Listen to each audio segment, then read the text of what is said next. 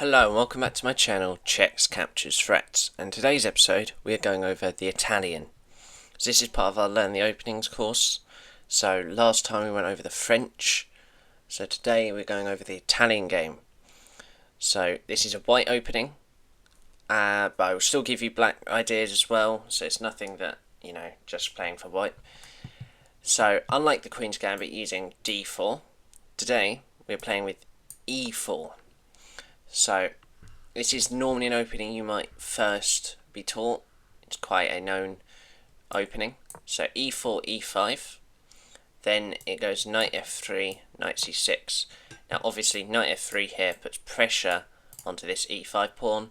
So knight c6 defends that.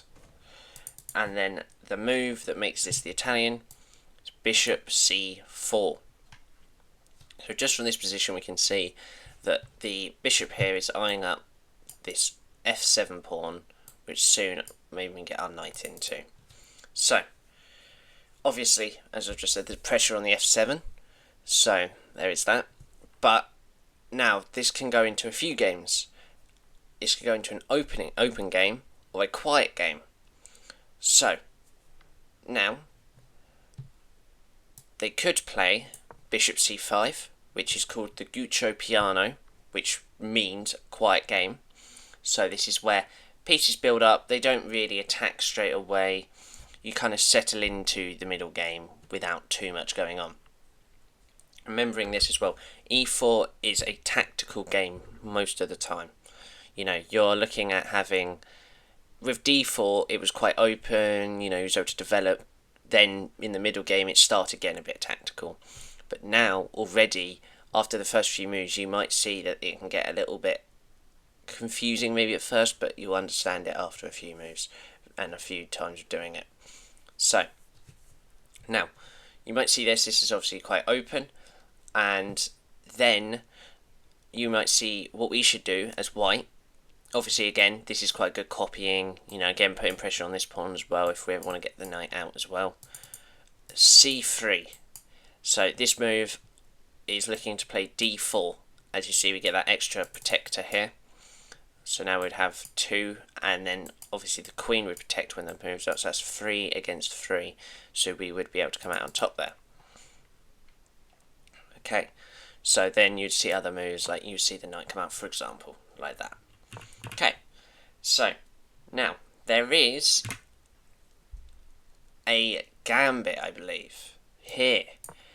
So this is called the Evans Gambit. I would not entirely play this as white, because gambits you need to know a lot of theory about. Queen's Gambit is the only one I can say that you should definitely play, because it's not a gambit and it gives you such a nice material movement. So here, if they obviously capture, let's say with a bishop, now this does give us tempo to do our thing, because now we're able to attack and forcefully play this. But to me, I feel like we're getting rid of quite a good pawn early on. So if you like the idea of this, how it forces, a piece to go out again, and we're able to do this, I would learn it if I was you. Look at other YouTube videos, look at, anything else. There's so much out there that you can use, even just searching up as a chess guide, just they will have something for you and many examples to back it up. So, and now the big one will be the 2 knights defense they see here for black. So what this means is here there is many things. Firstly, the blacks thinks he's got good development here, putting pressure on both these pawns here of the centre. But now obviously many of people have heard this, the fried liver. So this is where you play knight to g5. So now we're putting pressure, as we couldn't do this before, because if they played this bishop move here we'd just be captured. So as we see, the knight blocks this, so we are able to do it. Now there is only one move here that you can play that is good, because if you tried thinking that it's not a threat and play bishop c5, you're going to lose out on a fork. Although there is other weird lines here with this bishop that you can sacrifice here, but that's very deep into theory, which again I would look up somewhere else for that. That is quite a, but you never really want this as well. It's not that good, because even if they do this, the best move is actually you just play this. You do not take, because otherwise you get forced into, you lose out your fork. And here, there. So the move here black needs to play is d5. So if anyone's black and you get fried liver against you, you have to play this set of moves. So here, now white's I think only returning move is actually taking with the e pawn, which the only move here you can take with this pawn, and you can take here, but it's very risky in the fact that you could actually sacrifice, I believe, as well. There's so many sacrifices in this, you've got to be very careful with what you do. So I believe if you do this here, there is a sacrifice here. So when you take the knight here, it cannot obviously move here because it's mate in 3, because you just take and you've blocked all your pieces in. So there you go. So you've got to be very careful with this opening. So as black, the only move you have now is knight to a5.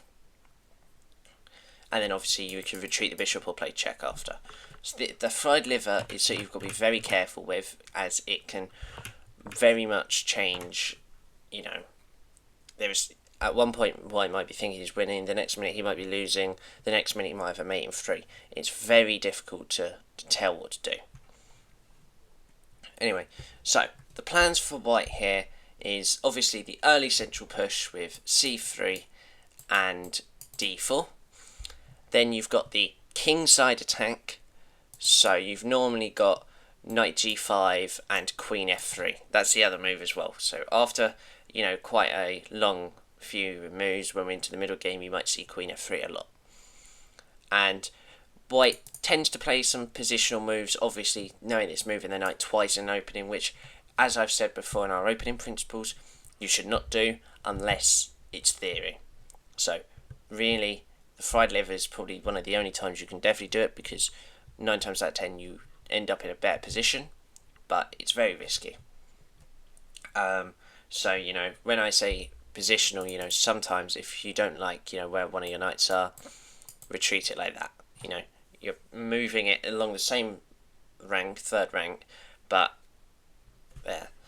So that's all the plans for White. Now for the plans for Black, so if you're playing against this and you don't know what to do, so really you want solid development, so we're looking at bishop e7. I'll try and play the moves at the same time here. d6 is actually one as well. Knight f6 and castle. So it's solid play for Black. You know, quite a lot like the Queen's Gambit declined. You kind of have to fend off their threats, but when you see what you can do here is you can bide your time, ready for, you know, you've got the pin here. You know, this pawn obviously is weak at the minute, but obviously they'd have the knights out to really protect it. I was just going over what the position should look like for Black. So there is that. And now at some point for Black, you'd like to counter in the centre. So d5 is a very good breakaway to try and mess up that bishop and pawn. Obviously that means you'll need the knight out. You've got the protection of the queen. Maybe if you can get another piece, but it's very difficult too. And also simplify. So as we see here, even after the first few moves, Black has worse, like after we go through the moves we just went through, you know, they weren't actually the best pieces, as we see here. As if I just play this. Maybe what you would want to do here is, you know, this bishop's good, try and swap it off. Playing something like this, it's maybe not the best idea, but just any moves like this would work. You know, try maybe play a pin here if you don't like that. You know, maybe sometimes they've blocked the bishop in here, you might be able to trade off. You know, there's anything you want to do, but simplifying might just make their pieces that tad bit worse, but it could also evaluate your pieces to become stronger. So that is the Italian today. Many openings soon to come, but we've got a new series coming up as well, so hopefully you enjoy that, and thank you and bye bye.